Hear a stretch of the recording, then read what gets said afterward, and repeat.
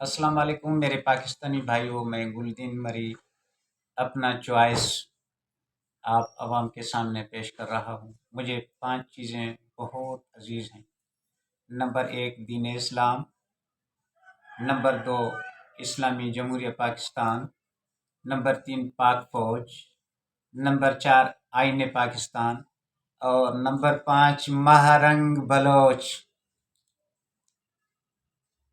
میں ایک کہانی آپ کے سامنے پیش کر رہا ہوں، ہے تو اندازہ لیکن حقیقت ہے۔ ایک بادشاہ تھا، ان کا نام پاکستان تھا۔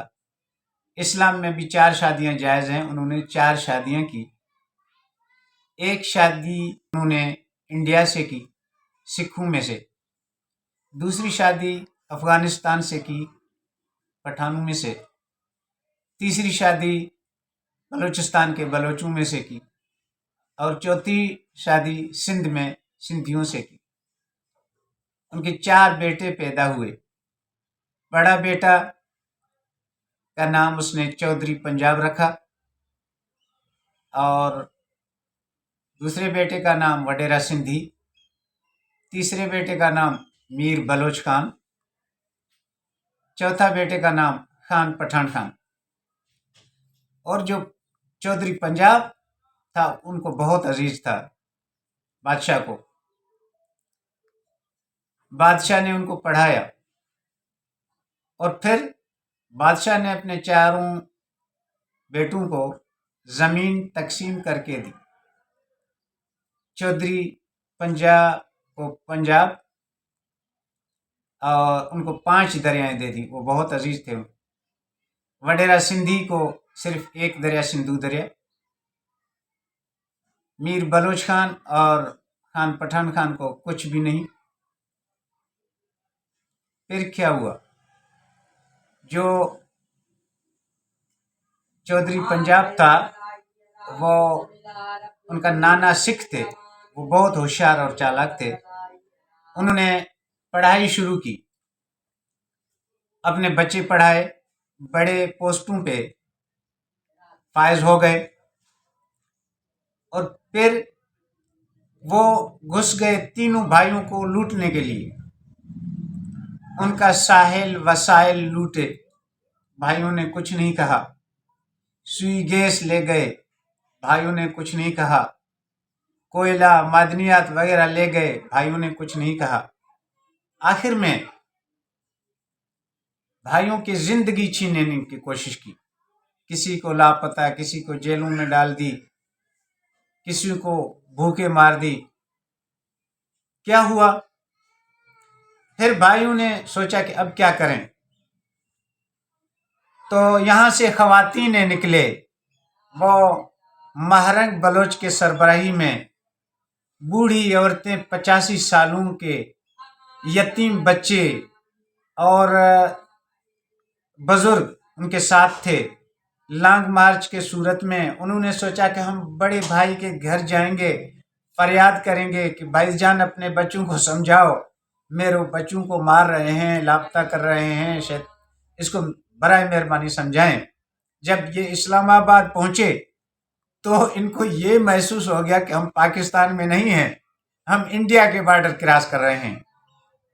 تو وہاں انہوں کو ڈنڈے پڑ گئے، ٹھنڈے پانی پھینکے، اور جا کے جیلوں میں ڈال دیے گئے۔ پھر کیا ہوا؟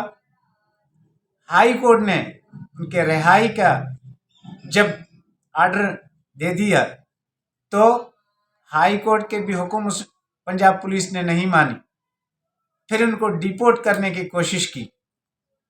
پھر ہائی کورٹ نے کہا کہ ان کے چھوڑیں، یہ اپنا فریاد کریں، بے شک یہ قانوناً بھی جائز ہے، پرامن احتجاج ہے، شرعاً بھی جائز ہیں۔ مگر پھر بھی انہوں نے کچھ نہیں سنی، اور وہاں کے وزیر اعظم کہہ رہا تھا کہ ان کو 4 ڈنڈے پڑ گئے تو کیا ہوا، شاباش ہو ایسے وزیر اعظم کو۔ پھر کیا ہوا؟ اب بیچاریاں وہاں چیخ رہے ہیں، ان کی چیخیں آسمان تک جا رہے ہیں، کسی حکمران کو سنائی نہیں دے رہی ہیں۔ اب میں ہاتھ جوڑ کے پاکستان کے حکمرانوں کو ہاتھ جوڑ کے عرض کر رہا ہوں کہ برائے مہربانی پیارا ملک پاکستان کو مت توڑیں اور طاقت کے ذریعے اپنے بھائیوں پر زیر دست نہ کریں۔ اب میں فیصلہ عوام پر چھوڑتا ہوں کہ یہ پیارا ملک پاکستان کو کون توڑ رہا ہے، بلوچ یا پنجاب یا کے پی کے یا سندھی؟ فیصلہ آپ پر ہے۔ اور میں پنجابی بھائیوں کو کہہ رہا ہوں، سب پنجابی ایک جیسے نہیں ہیں، کہ ہوش کے ناخن لیں۔ ایسا نہ ہو کہ یہ 3 بھائی اکٹھے ہو جائیں، بلوچ، سندھی اور پٹھان ایک سائڈ ہوئیں، آپ اکیلا نہ رہ جائیں۔ بہت دانائی بے وقوفی میں شمار ہوتا ہے۔ تنگ آمد جنگ آمد۔ آپ نے بہت کچھ کی، آپ نے کیپٹل سٹی کراچی سے لے کر اسلام آباد کیوں لے گئے؟ تو ان کو واپس کراچی بھیجیں تاکہ ہمارا کوئی فریاد تو کرے۔ میں عوام پر یہ فیصلہ چھوڑتا ہوں۔ اللہ حافظ، پاکستان زندہ باد۔